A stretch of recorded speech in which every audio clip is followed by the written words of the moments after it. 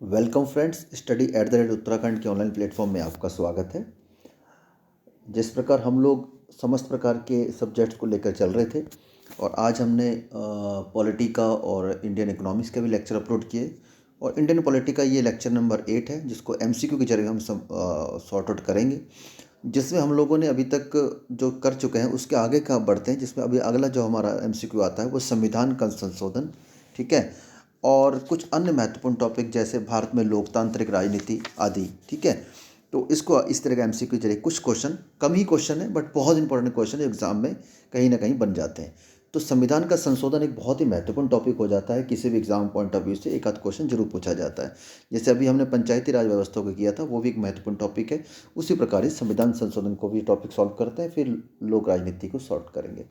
ठीक है, तो पहला क्वेश्चन है, किस संवैधानिक संशोधन द्वारा शहरी स्थानीय निकाय शासन को, जैसे अभी पिछले लेक्चर हम देख चुके हैं, जो ग्राम पंचायत को दिया गया था 73वें संविधान संशोधन से, और जो शहरी निकाय संशोधन है या आप नगर पंचायत कह सकते हैं, वो 74वां संविधान संशोधन से इसको संवैधानिक दर्जा दिया गया था।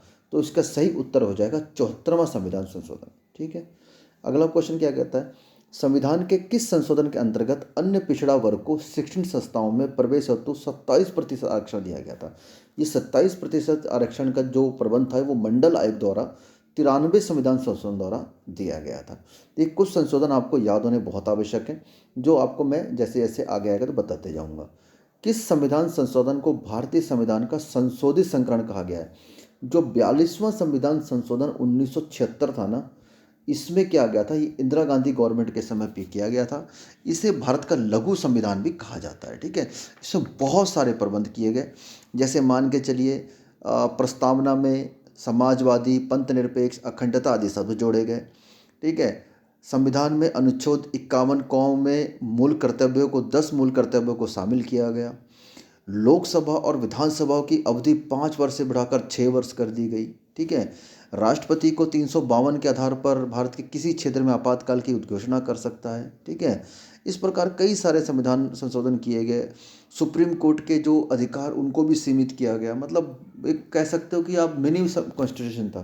ठीक है, और इसी उपबंधों को खत्म करने के लिए 44वां संविधान संशोधन, ठीक है, 1978 लाया गया, जो इसमें जो बहुत ही ज़्यादा गलत संशोधन थे उनको सही करने के लिए। ठीक है, तो ये तो गलत या सही का फैसला तो हमारे हाथ में नहीं, या तो संसद या सुप्रीम कोर्ट देख सकती है, बट जो चीज़ बताने की है वो उसमें बता रहा हूँ मैं। ठीक है, तो ये था संशोधन, तो इसको आप कह सकते हैं 42वां संविधान संशोधन 1976। चलिए आगे बढ़ते हैं।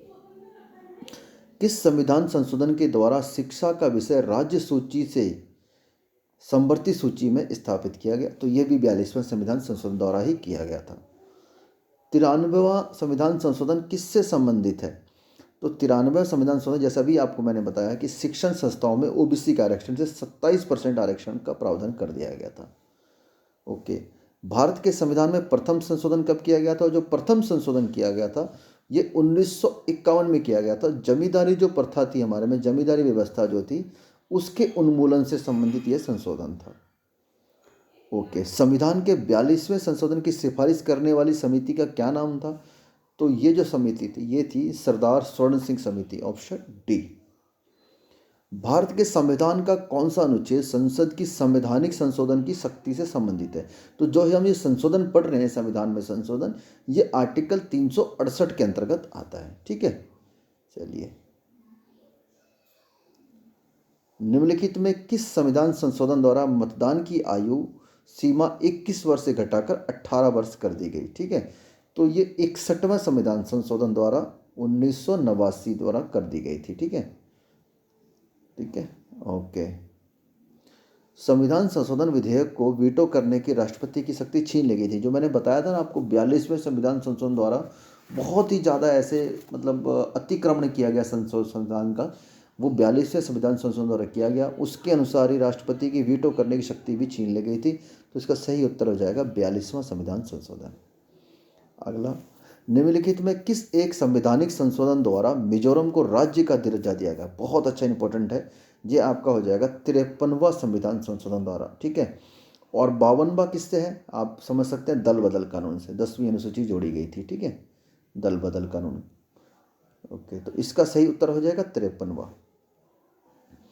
2012 में भारत के संविधान में होने वाले 97वें संविधान संशोधन का सरोकार किस विषय से है? ठीक है, तो ये जो हमारे संविधान में जो भाग 9 में, एक तो क में आपका हो गया नगर पंचायत, पहले भाग 9 में हो गया ग्राम पंचायत, 9 के क में आपका नगर पंचायत और 9 के ख में जोड़ा गया सहकारी समितियों का गठन व कार्य संचालन। तो इसका सही उत्तर हो जाएगा 12 का भी। ठीक है, तो ये तो थे कुछ क्वेश्चन संविधान संशोधन से, लेकिन इसका आपको कुछ संविधान संशोधन याद करना बहुत आवश्यक है, इंपॉर्टेंट है। मैं आपको थोड़ा शॉर्ट में बताते हुए निकल जाता हूँ।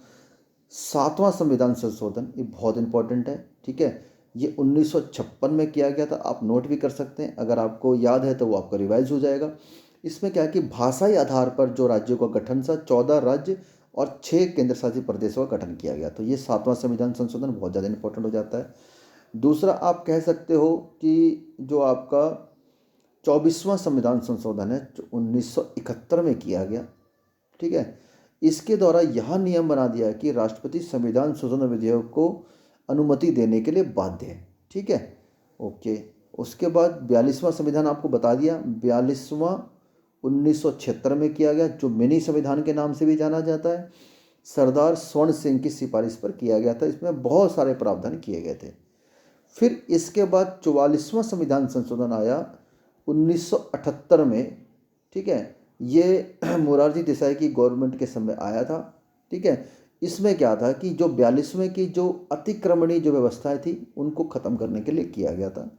इसके बाद आप याद रख सकते हैं 52वां संविधान संशोधन, जिसमें आपको मैंने बता दिया मतदान की आयु, माफ़ कीजिएगा, दल बदल कानून लाया गया। इसमें दल बदल कानून ला के 10वीं अनुसूची संविधान में जोड़ी गई। ठीक है, उसके बाद आप याद रख सकते हैं 53वां, जिसमें सिक्किम को, माफ़ कीजिएगा, मिजोरम को पूर्ण राज्य का दर्जा दिया गया था।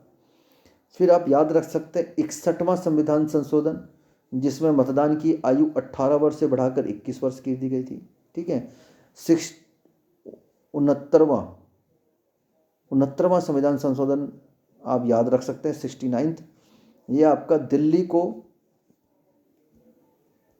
दिल्ली को विशेष दर्जा देते हुए राष्ट्रीय राजधानी क्षेत्र दिल्ली बनाया गया। ठीक है, ये हो गया। उसके बाद फिर आप याद सकते हैं 73वां, जो ग्राम पंचायतों से संबंधित है। ठीक है, 74वां नगर पंचायत से संबंधित है। मैं थोड़ा तेज़ी से बता रहा हूँ, आप वीडियो पॉज करके नोट कर सकते हैं अगर आपने ये सब नहीं किया है तो। ठीक है, उसके बाद जो 86वां बहुत ज़्यादा इंपॉर्टेंट है, कई बार आता है 2002, जिसमें शिक्षा को मूल अधिकार बना दिया गया, शिक्षा का अधिकार को मूल अधिकार बना दिया गया। ठीक है, ओके, आगे। इसके बाद आपका एक याद रख सकते हैं आप मान के चलिए 97वां संविधान संशोधन, जो अभी आपको मैंने बता दिया है। ठीक है, सहकारी समिति भाग 9 ख में जोड़ा गया, सहकारी समिति। फिर इसके बाद आपको याद करना बहुत ज़रूरी है, 100 से लेकर 105 तक। ठीक है, जो आर्टिकल 100 से, ठीक है, 100 से लेकर 100, ये 100 कहता है भारत और बांग्लादेश के बीच में कुछ जो क्षेत्र थे, विवादित क्षेत्र थे, उनका आपस में बंटवारा करने के लिए लाया गया। 101वां बहुत ज़्यादा इंपॉर्टेंट है, ये जीएसटी से संबंधित है। जीएसटी से संबंधित जो आर्टिकल है वो 279A। ठीक है, ओके। 102वां संविधान संशोधन, ये आपका संबंधित हो जाएगा पिछड़ा वर्ग आयोग, ओबीसी आयोग। ठीक है जी, ओके। उसके बाद आपका 103वां संविधान संशोधन, ये भी बहुत ज़्यादा इंपॉर्टेंट हो जाता है, ये भी हाल ही में इसको लागू किया। EWS, इकोनॉमिक वीकर क्लास, आर्थिक रूप से पिछड़े वर्गों के लिए 10% आरक्षण नौकरियों में। 104वां संविधान संशोधन, ये जो 2020 तक एंग्लो इंडियन की व्यवस्था को समाप्त कर दिया गया। ठीक है, उसके बाद 105वां, ठीक है, EWS, जो आर्थिक रूप से पिछड़े वर्गों की पहचान करने का कार्य राज्य सरकारों को, शक्तियों को दे दिया गया। ये आपको इम्पोर्टेंट जो मैं आपको बता सकता था, बाकी आप इनको पढ़ लीजिएगा, बहुत इंपॉर्टेंट आर्टिकल है। ठीक है, समय कम है, समय जितनी इजाज़त देता है उससे ज़्यादा मैं कोशिश कर रहा हूँ आपको बताने की, भरसक प्रयास है। अब जो हम चर्चा करने जा रहे हैं वो है भारत में लोकतांत्रिक राजनीति, democratic politics in India. Question है, निम्नलिखित में कौन भारत में राजनीतिक दलों को मान्यता प्रदान करता है? तो जो भारत में राजनीतिक दलों को मान्यता प्रदान करता है वो भारत का निर्वाचन आयोग प्रदान करता है। तो इसका जो जिक्र है वो संविधान के आर्टिकल 324 में इसका जिक्र किया गया है। तो इसका सही उत्तर हो जाएगा 1 का बी। ठीक है, तो 1 का बी इसका सही उत्तर हो जाएगा। ठीक है, चलिए आगे बढ़ते हैं। भारत का निर्वाचन आयोग है तो एक संवैधानिक संस्था है। संविधान जो संविधान में जिस चीज़ का जिक्र है, एक आर्टिकल के जरिए जिस चीज़ को बांधा गया है, उसको समायोजित किया गया, वो एक संवैधानिक संस्था हो जाएगी। और वैसी संस्था जो संसद के अधिनियमों द्वारा बनती है उसे एक वैधानिक संस्था या विधिक संस्था कहा जाता है। भारत के मुख्य चुनाव आयुक्त का कार्यकाल कितना होता है? तो मुख्य चुनाव आयुक्त का कार्यकाल 6 वर्ष या 65 वर्ष की आयु जो वो पूरा कर लेता है। ठीक है, उसके बाद भारत के मुख्य चुनाव आयुक्त को नियुक्त किया जाता है, राष्ट्रपति द्वारा नियुक्त किया जाता है। निम्न में से अभी आप कमेंट करके बताएंगे कि अभी वर्तमान में भारत के मुख्य चुनाव आयुक्त कौन है? ठीक है, chief election commissioner of India. निम्न में से कौन सा चुनाव निर्वाचन आयोग द्वारा संपादित नहीं किया जाता? मतलब केंद्रीय निर्वाचन आयोग की बात कर रहा है। एक होता है केंद्रीय निर्वाचन आयोग और एक होता है राज्य निर्वाचन आयोग। दोनों में अंतर यह है कि जो केंद्रीय निर्वाचन आयोग है जिसकी जिक्र चल रहा है 324 के अंतर्गत, वो लोकसभा, राष्ट्रपति, राज्यसभा, उपराष्ट्रपति, ठीक है, इन सभी का चुनाव करता है। लेकिन जो स्थानीय निकाय होता है ना, स्थानीय निकाय मतलब ग्राम पंचायत और नगर पंचायत का इलेक्शन कराने की जिम्मेदारी होती है स्टेट इलेक्शन कमीशन, राज्य निर्वाचन आयोग द्वारा। तो राज्य निर्वाचन आयोग सिर्फ पंचायतों का ही निर्वाचन करता है या स्थानीय निकाय को, एक ही बात है। तो इसका सही उत्तर हो जाएगा डी। आगे बढ़ते हैं। भारत के निर्वाचन आयोग का कार्य है निर्वाचन क्षेत्रों का परिसीमन, मतलब कौन सा क्षेत्र किस लेवल में आएगा, किस लोकसभा में आएगा, किस राज्यसभा में आएगा, उनका परिसीमन करने की जिम्मेदारी ये दी गई है निर्वाचन आयोग को। बिल्कुल ठीक है। अगला क्या कहता है? राजनीतिक दलों को मान्यता देना, ये भी ठीक है। नामांकन पत्रों की जांच करना बहुत सही है। तो ये सभी, इसका आंसर उपयुक्त सभी हो जाएगा। चलिए आगे बढ़ते हैं।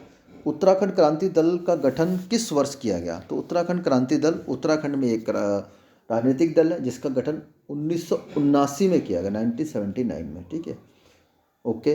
ये आपका जैसे मैंने बताया कि किस अनुच्छेद में चुनाव आयोग का जिक्र है, तो अनुच्छेद 324 में जिक्र है। ठीक है, अनुच्छेद 324 इसका सही उत्तर हो जाएगा।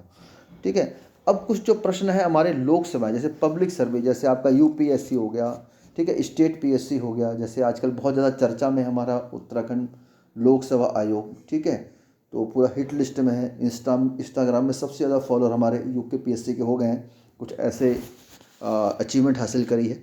तो उनका जो जिक्र है वो हमारा लोकसभा की जिक्र है। ये आपका इससे संबंधित हम कुछ क्वेश्चन देखते हैं।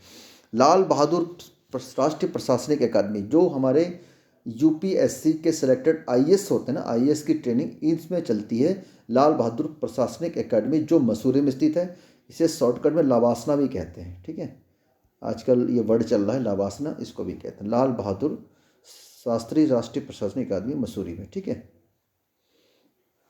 ओके। अगला क्वेश्चन है, उत्तराखंड लोक सेवा आयोग के प्रथम अध्यक्ष ये श्री एनपी नवानी जी थे।